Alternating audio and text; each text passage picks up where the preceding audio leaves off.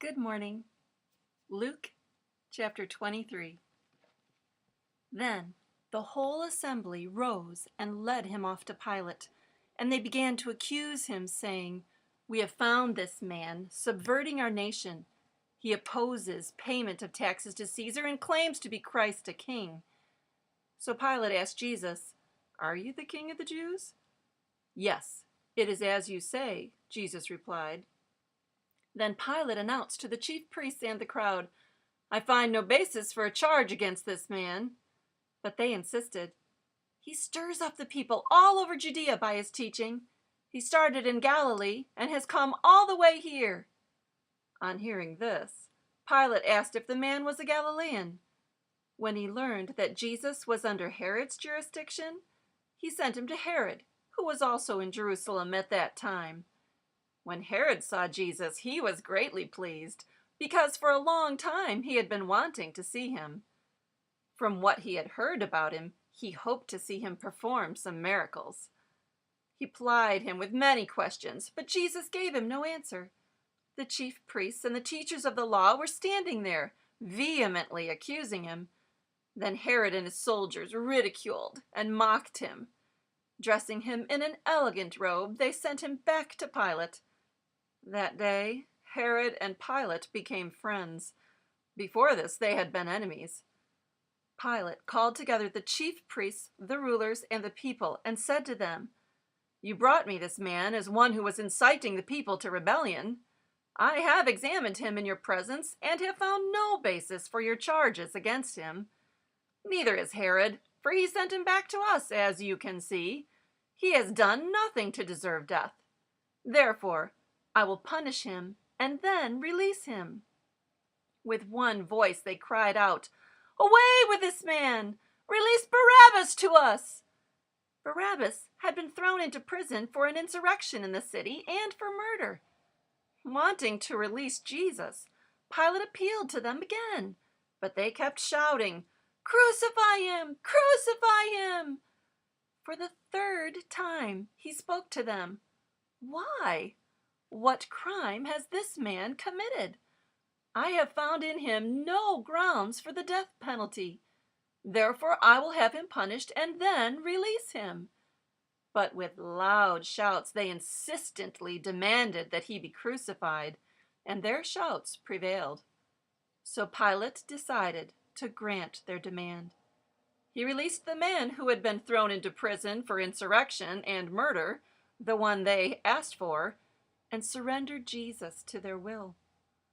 As they led him away, they seized Simon from Cyrene, who was on his way in from the country, and put the cross on him, and made him carry it behind Jesus. A large number of people followed him, including women who mourned and wailed for him.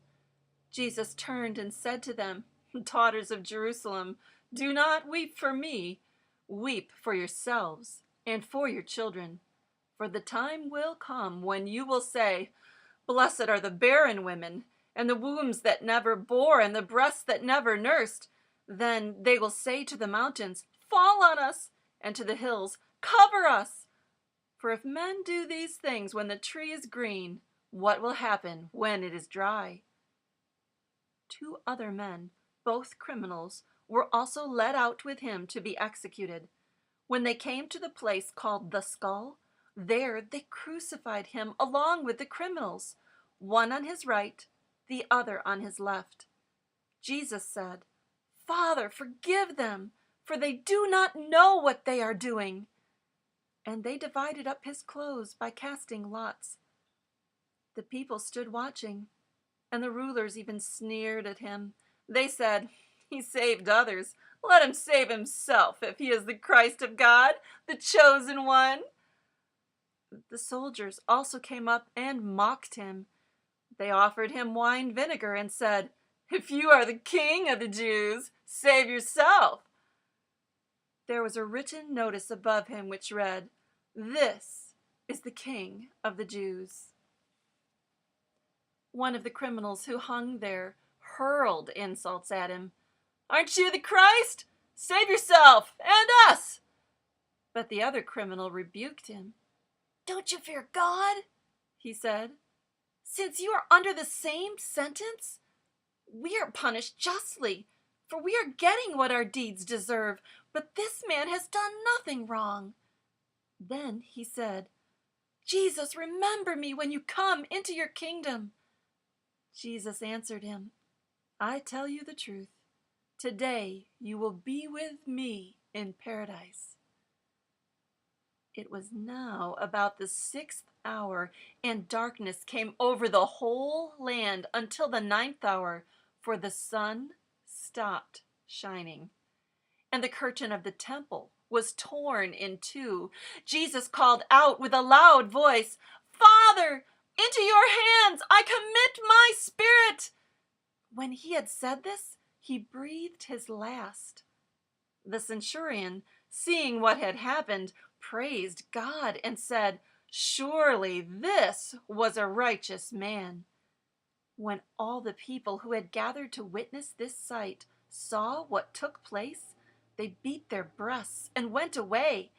But all those who knew him, including the women who had followed him from Galilee, stood at a distance, watching these things. Now there was a man named Joseph, a member of the council, a good and upright man who had not consented to their decision and action. He came from the Judean town of Arimathea, and he was waiting for the kingdom of God. Going to Pilate, he asked for Jesus' body. Then he took it down, wrapped it in linen cloth, and placed it in a tomb cut in the rock, one in which no one had yet been laid. It was preparation day, and the Sabbath was about to begin. The women who had come with Jesus from Galilee followed Joseph and saw the tomb and how his body was laid in it. Then they went home and prepared spices and perfumes, but they rested on the Sabbath in obedience to the commandment.